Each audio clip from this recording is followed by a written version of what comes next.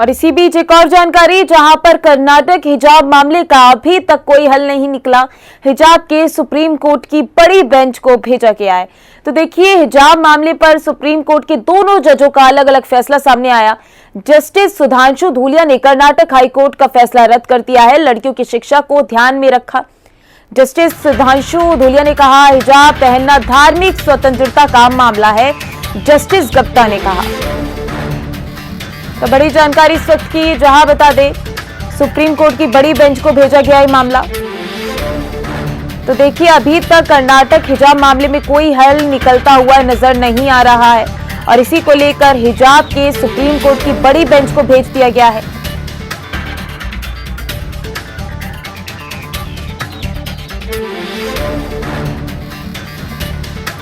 तो लड़कियों की शिक्षा को ध्यान में रखा। जस्टिस सुधांशु धूलिया ने कहा, हिजाब पहनना धार्मिक स्वतंत्रता का मामला है। जस्टिस गुप्ता ने कहा है। तो देखिए, बड़ी जानकारी, जहां आपको बता दें कर्नाटक हिजाब मामले का अभी तक कोई हल निकलता हुआ नजर नहीं आया।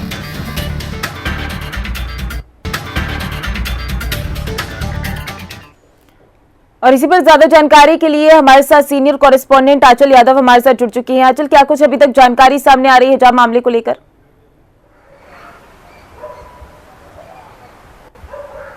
देखिए, बिल्कुल जिस तरीके से आज 22 सितंबर को देखिए जो फैसला था, जो सुनवाई हुई थी इस मामले में, उसको फैसले को सुरक्षित रख लिया गया था। लेकिन आज जब इस मामले में सुनवाई हुई तो देखिए साफ तौर पर हेमंत गुप्ता जी की बात करें तो उन्होंने देखिए हिजाब मामले में जितने भी बैन करने के मामले में जो याचिका उसके खिलाफ में दायर थी कि हिजाब बैन नहीं होना चाहिए, इस मामले में उन्होंने सारी याचिकाओं को खारिज कर दिया था। यानी कि देखिए, हिजाब उनके हिसाब से कंपलसरी नहीं है कि आपको स्कूल में शिक्षा ग्रहण करने जाना है, कॉलेज में जाना है तो आप हिजाब पहन के जाए। लेकिन देखिए, वही अगर सुधांशु जी की बात करें, जस्टिस सुधांशु ने ये कहा है कि देखिए ये अपना धार्मिक धारणाएं इससे जुड़ी हुई है और अगर कोई हिजाब पहन के जाना चाहता है, यानी कि देखिए अगर एक जज की बात करें तो देखिए उन्होंने पक्ष में फैसला दिया, दूसरे ने विपक्ष में फैसला दिया है। यानी कि देखिए मामले में आज भी कोई हल निकलता हुआ नजर नहीं आया। और जैसा कि देखिए अब सीजेआई जो है इसमें एक बेंच गठित करके अब इस पर सुनवाई होगी। लेकिन अगर वही बात की जाए, देखिए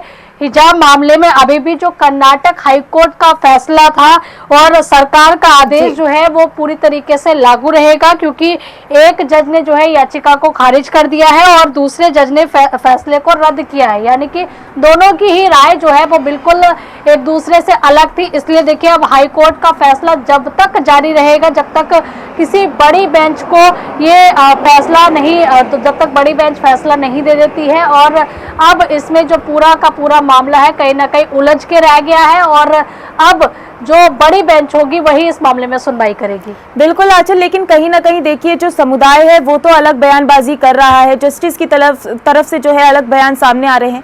लेकिन अगर हम छात्रों की बात कर ले तो वो क्या चाह रहे हैं, ये सबसे बड़ी बात है।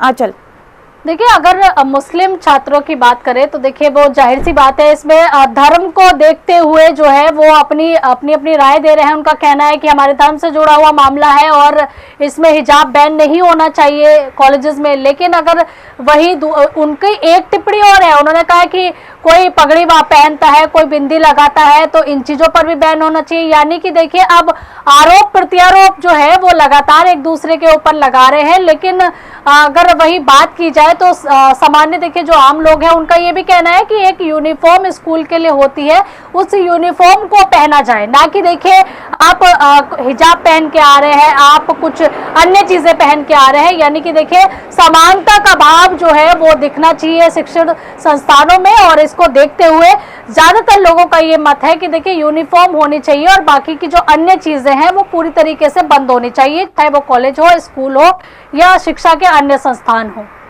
आंचल, अभी मैं आपसे और भी जानकारी लूंगी, लेकिन उससे पहले एक और जानकारी सामने आ रही है हिजाब विवाद मामले से जुड़ी हुई, जहां पर हिजाब विवाद पर एसपी सांसद शफीकुर रहमान का बड़ा बयान सामने आया है। बेपर्दा घूमेंगी लड़कियां तो आवारगी बढ़ेगी। तो देखिए एक बार फिर से सांसद शफीकुर रहमान का एक बड़ा बयान सामने आया है, जहां पर सांसद शफीकुर रहमान बीजेपी ने बिगाड़ रखा है ऐसा बयान दिया है।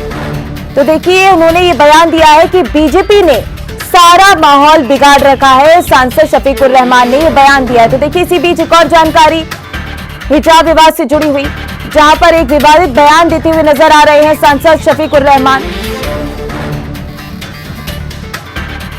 तो देखिए, हिजाब विवाद पर एसपी सांसद शफीकुर रहमान का एक और बड़ा बयान सामने आया है, जहां पर बेपर्दा घूमेंगी लड़कियां तो आवारगी बढ़ेगी, ऐसा कहा है शफीकुर रहमान ने। और इसी के साथ उन्होंने ये भी कहा है कि बीजेपी ने सारा माहौल बिगाड़ रखा है।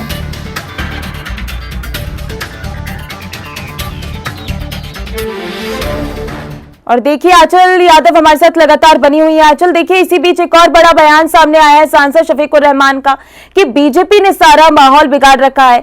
अगर देखा जा रहा है तो महिलाओं को लेकर भी उन्होंने कितना बड़ा बयान दिया है।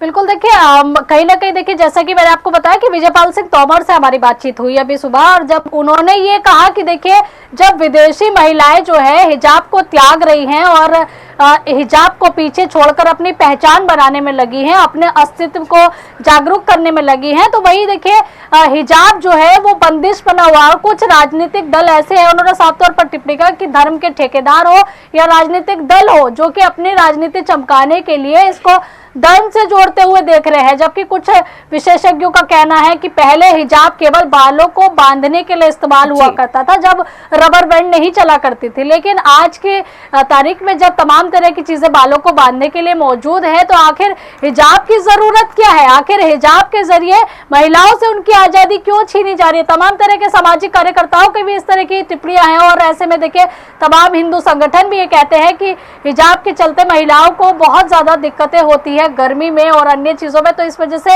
हिजाब को पूरी तरीके से बैन करने की मांग की है। वहीं देखिए, चाहे वो संभल के सांसद हो शफीकुर रहमान या फिर ओवैसी हो, तमाम वो ऐसे लोग हैं, ऐसे नेता हैं जो कहीं ना कहीं देखिए धर्म से जोड़कर बार बार लोगों को भी कहीं ना कहीं भड़काने की कोशिश करते हैं। यानी कि अगर लोग जागरूक होना भी चाहे तो इसको धर्म से जोड़कर और मामले को तुल पकड़ाने की कोशिश करते हैं। और यही कारण है कि देखिए शफीकुर रहमान ने बीजेपी पे भी निशाना साधा है, और साथ ही देखिए महिलाओं पर भी ये भद्दी टिप्पणी की है कि आवारगी बढ़ेगी अगर महिलाएं। आपको रोकना चाहूंगी, इसी बीच एक और जानकारी सामने आ रही है, जहां आपको बता दें कि हिजाब मामले में डिप्टी सीएम ब्रजेश पाठक का क्या कुछ कहना है, आपको सुनवाते हैं। माननीय उच्चतम न्यायालय का जो निर्णय है उसका हम सब स्वागत कर रहे हैं और वेट कर रहे हैं, जैसा ही निर्णय आएगा उस प्रकार हम लोग आगे बढ़ेंगे। लेकिन उत्तर प्रदेश में कानून व्यवस्था से खिलवाड़ करने को किसी को भी अनुमति नहीं है। हम ऐसे दंगाइयों, बलवाइयों, जो गैर कानूनी कृत्य में संलिप्त लोग हैं, उनके खिलाफ लगातार कड़ी कार्रवाई जारी रहेगी। देखिए, उत्तर प्रदेश राज्य में कानून व्यवस्था को मेंटेन हम करेंगे, किसी को भी हम अनुमति नहीं देने वाले हैं। हर प्रकार से हमारा प्रशासन अलर्ट है। जिलाधिकारियों को, पुलिस अधीक्षकों को लगातार हम लोग निर्देश दे रहे हैं और हम सतत संपर्क में, किसी भी स्थिति में हम इसको मेंटेन करेंगे। कोई भी व्यक्ति सड़क पर निकल करके इस प्रकार की दंगा फसाद करने के लिए या प्रदर्शन करने के लिए या अनैतिक काम करने के लिए किसी को भी अनुमति नहीं है। वहीं आंचल हमारे साथ लगातार बनी हुई है। आंचल, देखिए, कहीं ना कहीं एक और बयान सामने आया शफीकुर रहमान का कि अगर बेपर्दा घूमेंगी लड़कियां तो आवारगी बढ़ेगी।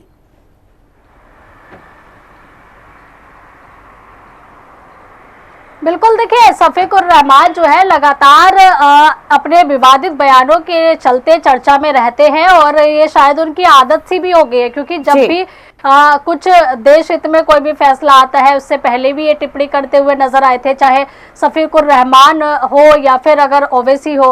दोनों ही लोग ऐसे हैं क्योंकि आए दिन कुछ ना कुछ टिप्पणी करते रहते हैं। जबकि देखिए उन्हीं के एक पूर्व विधायक है सपा के, उन्होंने कहा है कि देखिए अगर मदरसे बंद किए जाएंगे तो देखिए घर घर में मदरसे खुलेंगे। तो इस तरह के कुछ धार्मिक रूप से जो भावनाएं भड़काने का काम जो है लगातार कुछ नेता है जो करते रहते हैं। जबकि देखिए इस मामले में पूरी तरीके से कोर्ट इन्वॉल्व है, कोर्ट सुनवाई कर रही है, और जबकि इसका किसी राजनीतिक दल से कोई संबंध नहीं होना चाहिए, उसके बावजूद भी इस तरह की टिप्पणियां करके देखिए कहीं ना कहीं अगर ऐसी टिप्पणी राजनेता करेंगे तो माहौल खराब होने की संभावनाएं ज्यादा रहेगी। और यही कारण है कि देखिए इस मामले को लटकाया ना जाकर देखिए जल्द से जल्द फैसला सुनवाने की जो है वो लोग भी मांग कर रहे थे कि जल्द से जल्द इस पर फैसला आ जाए, आखिर क्या होना है। लेकिन अभी फिलहाल देखिए अब इंतजार इस बात का है कि आखिर जो बड़ी बेंच है वो इस मामले पर क्या फैसला देगी। जी आंचल, ज्यादा जानकारी के लिए आपका बहुत बहुत शुक्रिया।